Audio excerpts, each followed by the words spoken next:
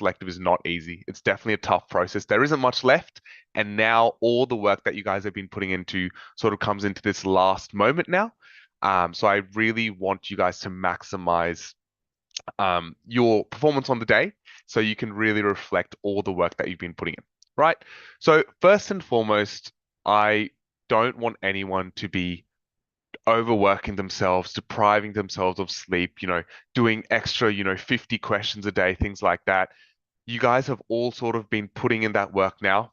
You and it will show on the sort of the exam, and you can't really make up for that in this time period. So I want everyone to sort of take this time to slowly, maybe ease down from the level that they were doing before, do a couple questions a day, stay warm, but overall just get your mental health to a point where you feel okay, you feel happy, you feel peaceful, because mental health and lowered stress levels are a big factor in performance when you look at all the studies and papers that show, stress levels to do with performance and memory.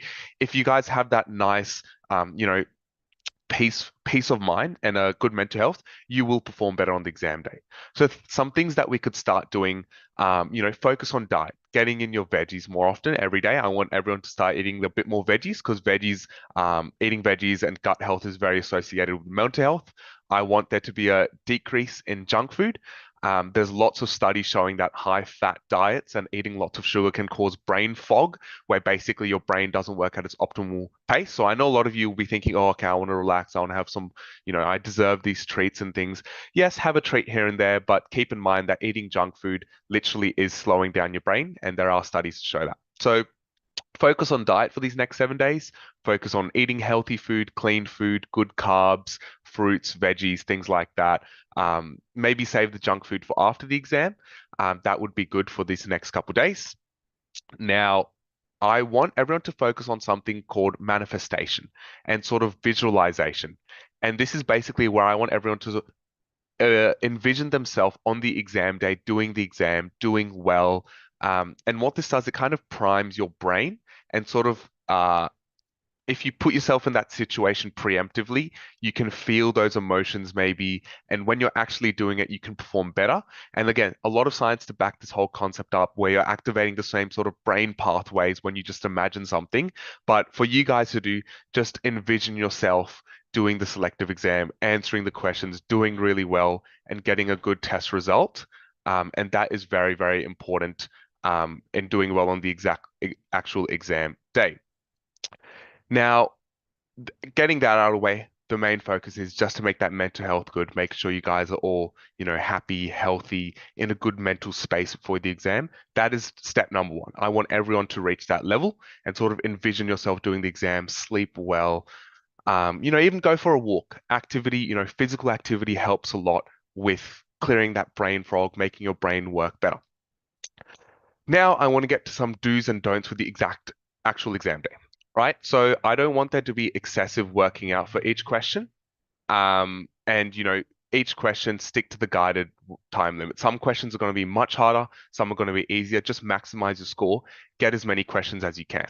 Right? So skip the questions if it's taking too long. Just do the questions you can. If you know, for example, in maths, you're better at algebra and fractions type questions and worse at decimals, focus on getting the algebra and fractions one right, and then maybe come to the decimal ones later. If you know you can get a certain type of question right, go to that one, do it quicker, then maybe come back to the harder ones, right? So just maximize your score based on your own personal strengths and weaknesses. Now, with that being said, don't overthink questions. Some of these questions are genuinely very, very hard. And if you really have to think too deeply about it, especially with things like thinking skills, with the puzzles and, the logic games, if you have to overthink it, you're probably not on the right train of thinking. And that's okay. Some of these questions are just genuinely very hard. Obviously, try your best, but if you overthink a question, likely you're not in the right train of thinking, and likely you're going to spend way too much time, which we don't want, right? So don't overthink questions. Um, as I mentioned before, don't overwork yourself. I want that focus on sleep, diet, manifestation.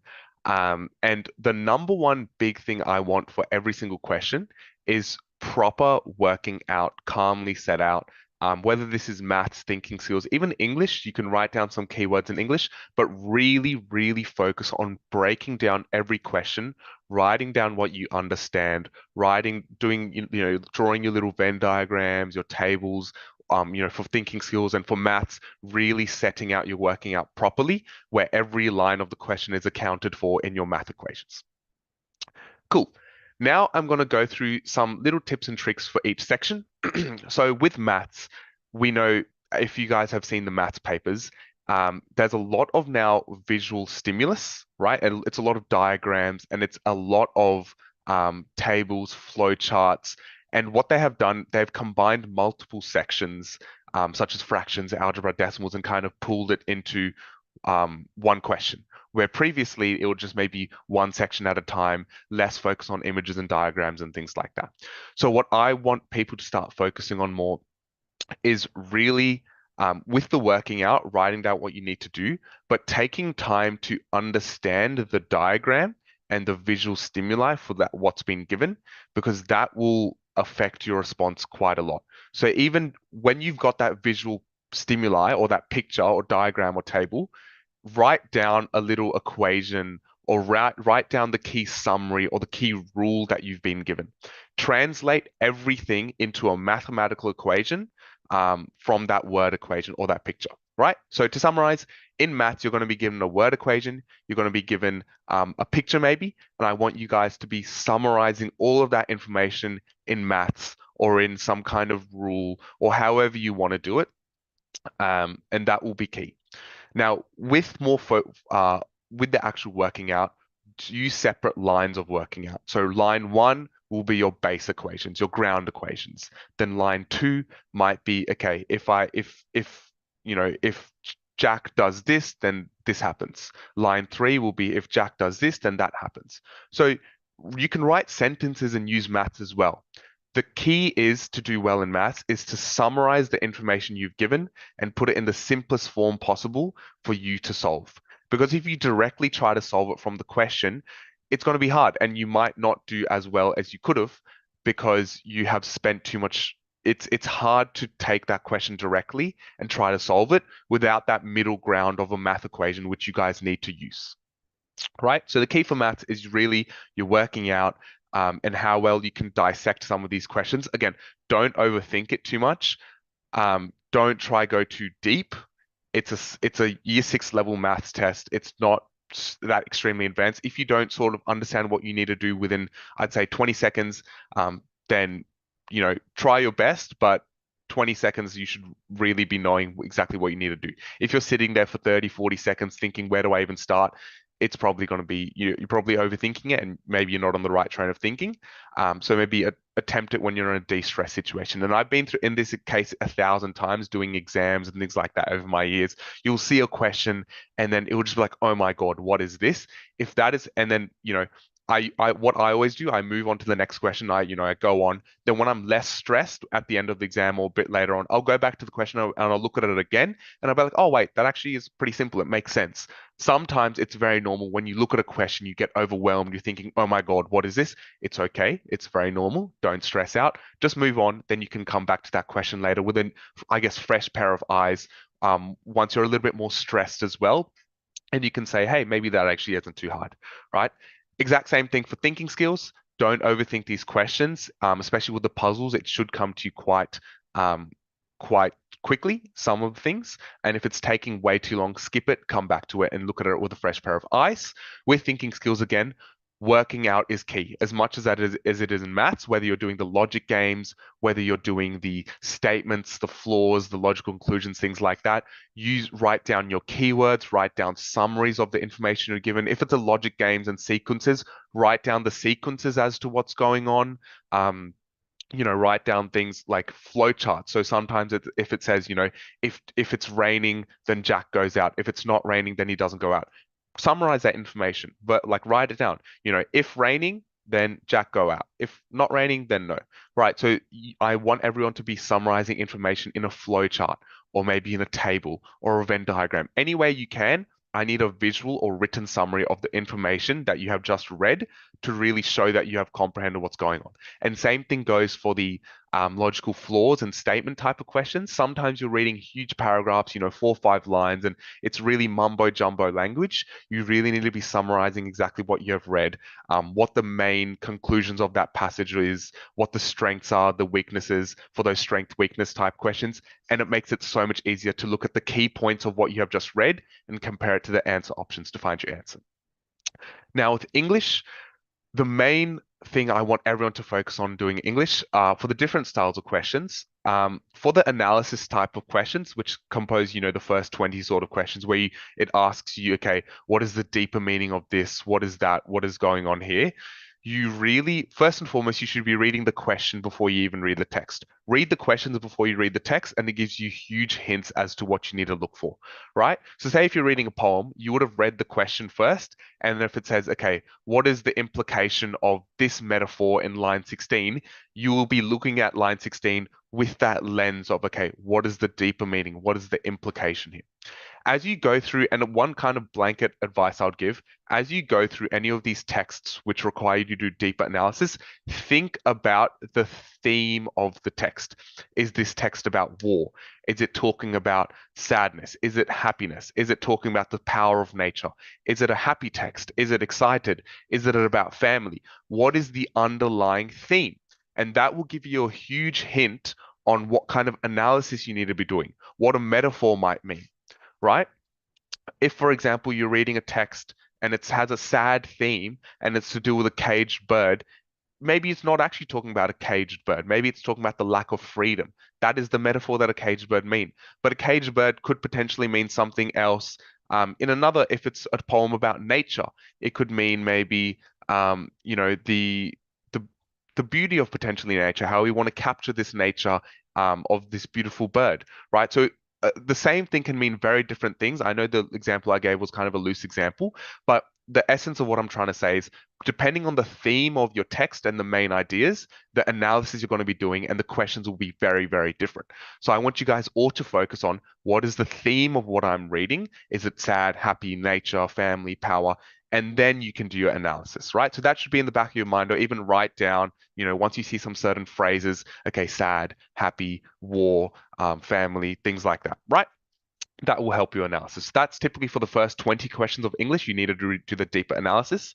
After this is the types of questions where it's a big block of text and you need to say which extract talks about that, which extract talks about this. So the more memory style of questions. For these ones, you just need to be reading the question first, looking at the keywords in the question, and then you go back to the text and you find those same keywords and you answer the question from there. This is all about speed reading, your ability to locate those keywords, picking suitable keywords. For example, a question might be say, which extract explores the theme of family? I would be straight away looking for words like dad, mum, sibling, sister, family, and then any of those keywords that are to do with family, I would look for in one of the extracts, find it, and then answer my question. So you need to think of associated words of that theme, which are known as keywords, right? Closed passage, I want everyone to use that Oreo method where you're looking at the sentence before and the sentence after the blank, looking at key words and the sort of key themes and topics, and then you look at the answer options and see which one goes in the middle. So closed passage is a different approach where you actually do look at the text first, look at the sentence before, after the blank, then go to the answer options, you answer it through there.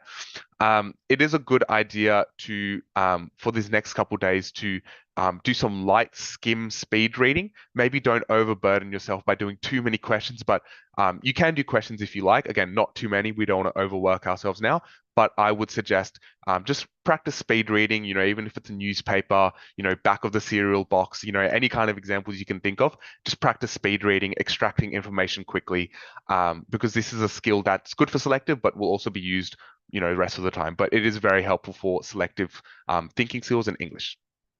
Now, with writing can be a curveball sometimes. It can be, journal articles, newspaper articles you have to write.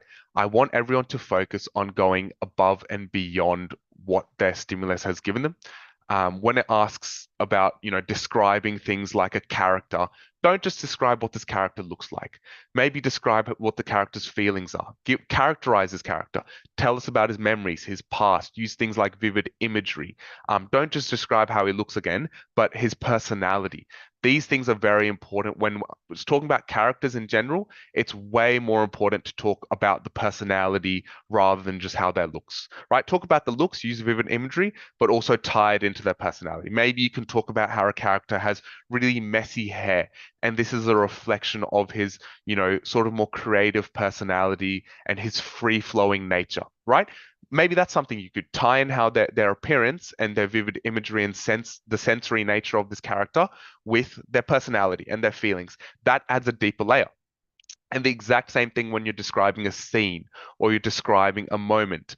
Go a bit more beyond of just what's happening. I want everyone also to focus on using show, don't tell. So, for example, don't tell me that this character is happy. Show me. Describe that maybe his lips are, pursing into a smile and his teeth are grinning and you can see his teeth and he's really happy and he has rosy cheeks. That creates an image in my head that this character is smiling. So I can make the conclusion he must be happy, right? You as a writer are a painter and the writing is your canvas. And I want you guys to all think of you painting a picture for your reader and for your reader to make that conclusions and to make the summarizations themselves rather than you giving your reader the conclusions of the summarizations. Okay. If you think of that, you'll perform much better. I want everyone who's doing the selective exam and on that writing day, envision yourself as a painter. Your pen is your paintbrush. You're painting a story for someone to interpret, right? You're not giving your interpretation of the story. You're just painting the story. Everyone will have their own interpretation. Okay. So I want everyone to focus on just that nature of writing. I won't give too many blanket rules for writing because again, it is very niche sometimes, but just focus on going a bit above and beyond what's given. Think deeply about what's going on. If you can tie in any world events, things to do with the, politics or history, things like that, that will do a lot better. If you guys can, if you guys have that breadth of knowledge, maybe look at, newspapers in the next couple of days. You could see what kind of current events are going on, the current situation, things like that. But also don't forget to have a personal voice. Whatever you think about the world, what opinions you think, write about it and justify it well because the markers really love when they can see that uniqueness to the writing and where your opinions and your voice really shows through that writing. That's it for writing. So that's it for the sort of four sections advice I wanted to give. But, good luck to everyone. I think you guys will do great. Just the main thing I want everyone to focus on is making sure your mental health is okay for these next couple days. Really focus on just having that confidence in yourself. Use that manifestation thing I was mentioning earlier. Envision yourself on the exam day, writing the exam, answering the questions. You're doing well, you're smiling, you're happy. Envision that, and and that sort of create that positive energy in your mind, and that will help on exam day when you're sitting the exam to channel that positive energy to do well, right? It's all about that positive energy. There's heaps of science and studies behind it. The headspace that your mind is in really shows when you're doing an exam or doing any kind of thing in your performance, right? So I want everyone to be in this nice headspace, no junk food for the next couple of days, limited junk food, focus on your diet. I don't want anyone to get that brain fog or the short rush dopamine. That's not good for our brain. Focus on sleep, regular exercise. Don't overburden yourself with too much studies, just a bit here and there, some skim reading. Maybe you can practice doing some writing, 5 lines, couple lines a day, couple of math questions. But I don't want anyone to scare yourself and be like, oh my God, I don't know this, I don't know that. It's okay, relax. What's done is done. Now we just need to put our best shot on exam day, answer all the questions you can. It's okay to skip questions. I've skipped so many questions in my exams and still done really well. You're not going to be able to answer all questions, and that's just fact of the matter, right? But do the questions that you can, understand your own strengths and weaknesses, and that's how you can showcase your talent on exam day. That's it from me. I wish everyone best of luck. I'm sure you'll all do great. Take care, everyone.